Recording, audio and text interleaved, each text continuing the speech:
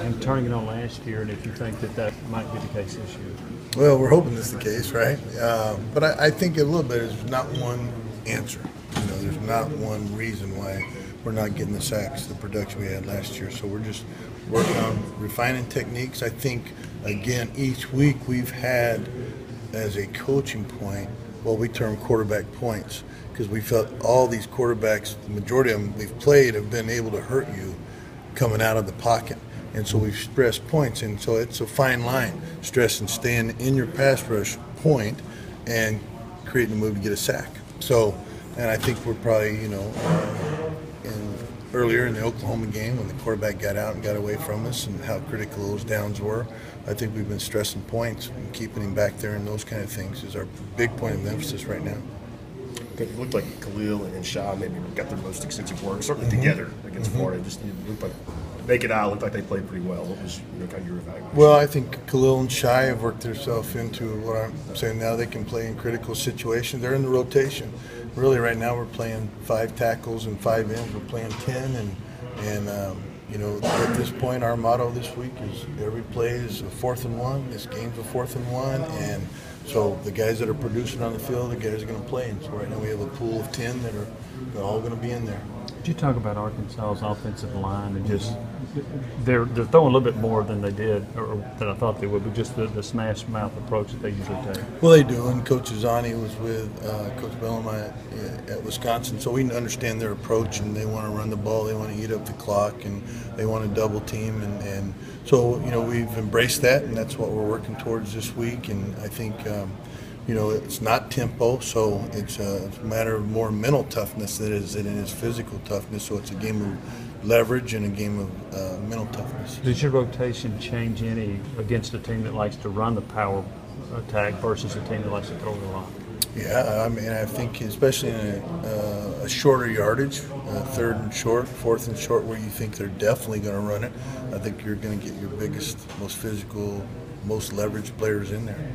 I'm sure guys get excited to play every week, but after seeing so many spread offenses hurry up, hold the quarterbacks, you think your guys will get extra excited this week against a team that a lot of times really just wants to kind of run I think down your they're throat? excited about the challenge because they know this is an inside run 60 minutes. So I think we're looking forward to that. I think it's Coach Jones has challenged them that it's going to be totally different because they use the 40-something seconds before they snap the ball. We're used to about 12. So, so it's going to be a different tempo. So I think that's something that we're going to have to adjust to as the game goes. Coach, have you seen any effects from the defense's confidence of not being able to stop teams in the 4th quarter? Is that a concern going forward? No, it's not a concern. It's obviously something that we as a staff address them. And these young men are intelligent and they understand. And critical situations, somebody's got to make a play, and we can't be standing around waiting for somebody else to make the play. Each man has taken on his shoulders. So crucial down. So we're all locked in. That's what we're all about this week.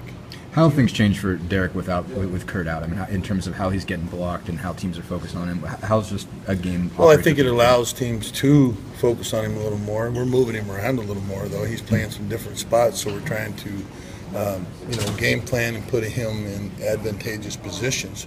So not always saying he's the right end like he was the majority of last year. So a little bit of a chess game in that matter. You guys have been playing with Kyle Phillips inside when you are in your 3rd down package. What do you like about him there? And do you his length, play outside he's big, and he's got good physical hands, and he's got good athletic ability. So, like all those things, in a pass rush situation, I think in the run situation, like this game will be a test, for his maturity and his mental toughness. So we'll have to see how he adapts to that. Coach, when you see freshmen like him and Khalil play in an environment like they did on Saturday and have some success, do you usually expect them to build on that immediately, take some confidence from it? I do. I talked to him today that, I think those are special young players, and I told him I'm coaching them hard and I'm coaching them with detail and they might think I'm on them every play, and that's okay because I expect great things out of them. A few more guys. What's your trust level particularly with Khalil and Shai? It looks like they were in the game pretty early. Yeah, we were just saying, I think right now we have 5 tackles and 5 ends, and right now it's going to be who's producing on the field. And so when I hear something from the press box or I see something from field level, those guys making plays, or the guys, I feel good about those 10 guys. We're going to play them. How good is Alex Collins, running back?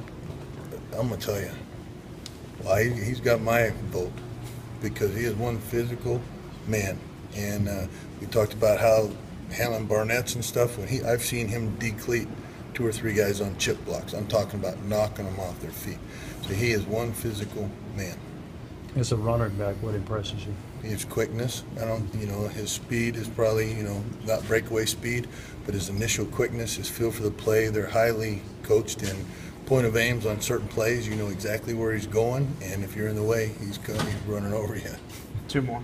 Is this obviously one of those games where you're going up against a team that likes to run the ball and smash mouth? Is it kind of I know it's a challenge every week in this conference, but is this especially that way because of what Absolutely, yeah. That's what the message has been. This is going to be we call it inside run. It's going to be a 60-minute inside run day on Saturday, and I think they've limited other offenses to 2 or 3 possessions a half at times. So our job is to go out there and stop the run, get ahead on the chains, and then get off the football field.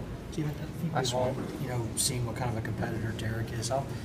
You sense any frustration from him that he's gotten some tackle numbers, but maybe not the tackles for loss and sack numbers that he wants? Well, Derek's that kind of young man that he's very self-motivated, very critical of himself, but he doesn't show a lot of emotion. But I think inside he's churning.